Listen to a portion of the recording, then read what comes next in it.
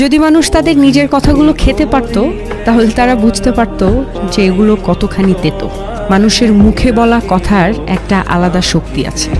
কখনো কখনো আমরা রাগে, অভিমানে বা অবহেলায় এমন কিছু বলে ফেলি যা শুনতে অন্যের জন্য খুব কষ্টকর হয়ে যায়, অথচ আমরা সেটা বোঝার চেষ্টা করি না কখনো।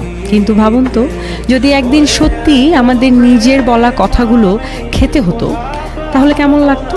মিষ্টি বা ভদ্রভাবে বলা কথা হয়তো সুস্বাদু লাগতো, কিন্তু কটূক্তি, অপমান বা কষ্ট দেওয়ার মতো কথা হলে সেটা হয়তো একেবারেই স্বাদে তেতো আর গিলতেও কষ্ট হতো।